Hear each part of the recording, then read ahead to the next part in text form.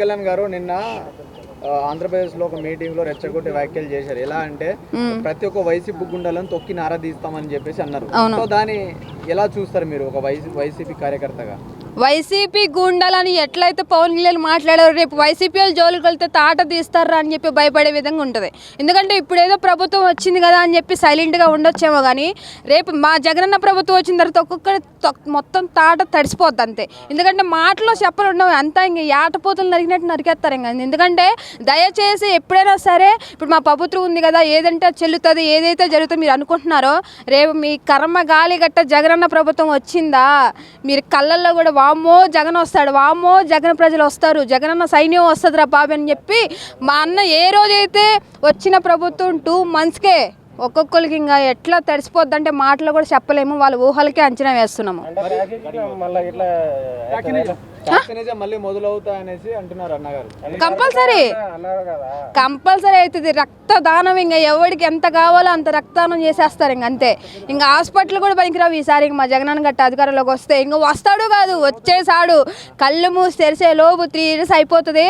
మన్న ప్రభుత్వం వచ్చింది. ఎక్కడైతే నెగిటివ్గా మాట్లాడి నెగిటివ్గా చేస్తున్నారో ఒక్కొక్కటి జగనన్న జెండా చూస్తేనే వచ్చ కారిపోద్ది ఇంకా పక్కా ఈసారి. ఇంకా అదే మరి జగనన్న ప్రభుత్వం వస్తే మరి ఎలాంటి మార్పులు చూడొచ్చు ఆంధ్రప్రదేశ్లో?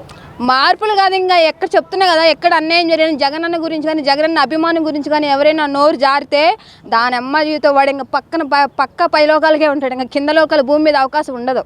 ఎందుకంటే ఒక్కసారి చెప్తున్నా, ఏదైనా సరే ఒక మనిషి ముందు అందులో జగనన్న వైఎస్ఆర్ బిడ్డ ఒక్కసారి గట్ట అన్న గురించి గట్ట నెగిటివ్గా మాట్లాడి ఆయన చేసిన ఏదన్నా సరే ఆయన అభిమానం జోనికి వెళ్ళాలన్నా సరే ఒక వాడికి జీవితమే ఉండదు. ఇంకా అంటే ప్రభుత్వంలో చాలా సమస్యలు ఉన్నాయి. ఇప్పుడు అంటే ఇప్పుడు చేయాల్సిన పనులు చాలా ఉన్నాయి.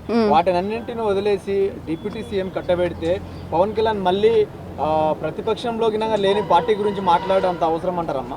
అదే అంటున్నా. అదే కదా మా జగనన్న మొన్న పవన్ కళ్యాణ్ గారికి హెల్త్ బాగోపోయినా కూడా మన చంద్రబాబు నాయుడు గారికి విష్ కూడా చేశారు. అలాంటి మంచి మనిషిని కూడా గోండాలు రౌడీజం చేస్తారు అది ఇది అని అంటే ఎట్లా ఊరుకుంటారబ్బా?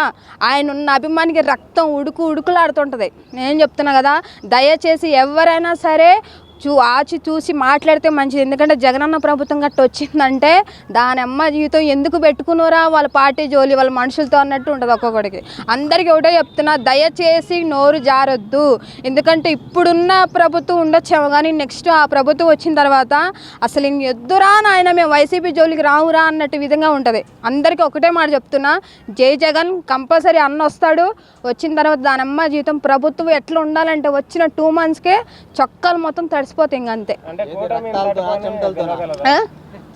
మంచి చేసినోడికేమో ఉంటుంది, లైఫ్ ఉంటుంది. చెడు చేసినోడు ఎవడైతే నెగిటివ్గా మాట్లాడి జగనన్న జోలికి వస్తాడో వాడు అమ్మ ఇంకా వాడు రక్తదానాలు కూడా ఉండవు. ఇంకా డైరెక్ట్ పరలోకానికే. ఇంకా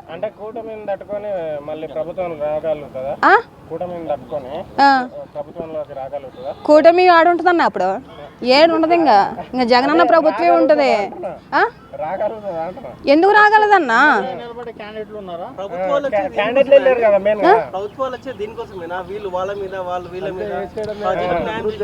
ఇప్పుడు ఒక ప్రభుత్వం వచ్చిందంటే సరే అన్న, మా జగనన్న ప్రభుత్వం ఉన్నప్పుడు మేము ఏం చేసాము, అన్ని పథకాలు చెప్పాము, అన్ని లెక్కల జనాలకు మేలు జరిగింది.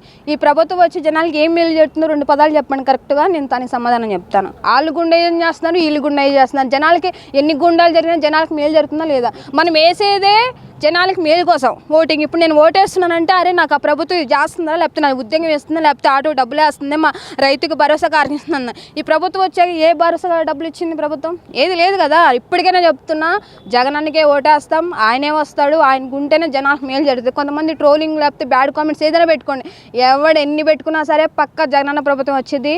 దమ్ము ఉంటే కాసుకుంటాడు 2029లో.